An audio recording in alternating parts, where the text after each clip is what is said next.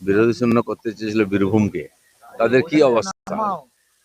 তো পুরনো গতেই ফিরছেন ওনারা। কি আছে, যে রাজনীতিটা মমতা ব্যানার্জি করতেন, আমাকে মেরেছে বলে রাস্তায় গড়াগড়ি দেওয়া, আমাকে ধমকেছে বলে বিধানসভা ভেঙে গুঁড়িয়ে দেওয়া, ঠিক একইভাবে আমাকে আঙুল দেখিয়েছে আমি রাস্তায় দাঁড়িয়ে চিৎকার করব, আমি রাস্তায় গড়াগড়ি দেবো, আমাকে এই করেছে, আমাদের নাম কথা শোনেনি, আমরা এই করব। মমতা ব্যানার্জি এখন সেই মিথ্যা কথা লোককে খেপাচ্ছেন।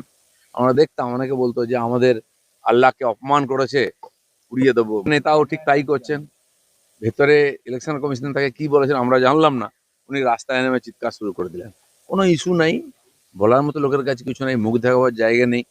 তো এইসব ধমকি চমকি দেওয়া আর সেই পুরনো আস্থা কুমোর থেকে নেতাদের তুলে নিয়ে এসে মুখ দিকে জেতার চেষ্টা হচ্ছে। বাংলার মানুষ অনেক এগিয়ে গেছে, তারা ভারতের সঙ্গে এগোতে চায়, তারা পেছনে তাকাতে রাজি নয়। টার্গেটও বেঁধে দেওয়া হচ্ছে 250 সিট। 250 কেন, পুরো 294 সিট ওনারা নিয়ে নিন না। এর আগে তো লোকসভার সময় বলতেন 42-42 চাই, পরিণতি কি হয়েছে। তো সেই জন্য দেখুন এবারে যতক্ষণ না ভোট হচ্ছে, রেজাল্ট হচ্ছে, এরকমই চলবে। যেভাবে ইলেকশন কমিশন টাইট দিচ্ছে এসআইআর এর মাধ্যমে, যারা বলেছিল একটা নামও বাদ দিতে হবে না, তাদের সামনে 58 লক্ষ নাম বাদ গেছে। চলছে এখনো এক্সারসাইজ, আগামী দিনে সবাই দেখতে পাবে কি হবে। অভিষেক বন্দ্যোপাধ্যায় বলছেন বিজেপিকে কোনোভাবে মাথাচাড়া করতে দেওয়া যাবে না, কোনোভাবে মাথা তুলতে দেওয়া যাবে না। ভোটের আগেই বিভিন্ন জায়গায় বিজেপি নেতাকর্মীদের ধরে ধরে মারধর করা হচ্ছে। বিজেপি তো এই ধরনের সংঘর্ষের মাধ্যমে এগিয়েছে, মারা খুন করা কেস দেওয়া আগেও দিয়েছে, আর কি করবে। মাথা ছাড়া দেবে না বলতে বলতে প্রধান বিরোধী দল হয়েছে বিজেপি, তার জন্য আমরা বলিদান দিয়েছি।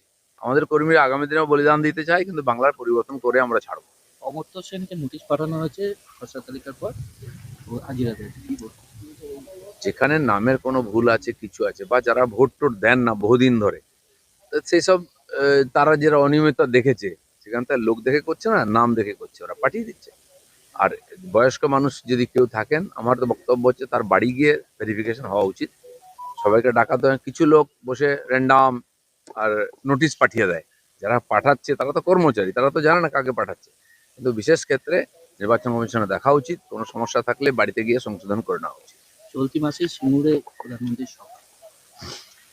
এখন মাননীয় রাজ্য সভাপতি রাজ্যে রাজ্যে ঘুরছেন, আর বিরোধী দলের নেতা আমাদের, তিনিও জেলায় জেলায় সভা করছেন।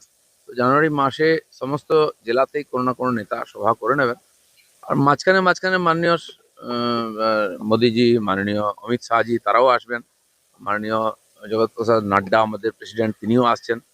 তো বিভিন্ন প্রোগ্রামে সাধারণ কর্মীদের এবং সাধারণ মানুষ পর্যন্ত পৌঁছানোর চেষ্টা এই মাসে আমরা করছি। দিলীপ ঘোষের মুখে মন্ত্রী হওয়ার ইচ্ছা প্রকাশ পাশে জনসভায়। অনেকে বুঝতে পারেনি দিলীপ ঘোষ কি চায়, এখনো দিলীপ ঘোষকে বুঝতে সময় লাগবে। আমি বলেছি আমরা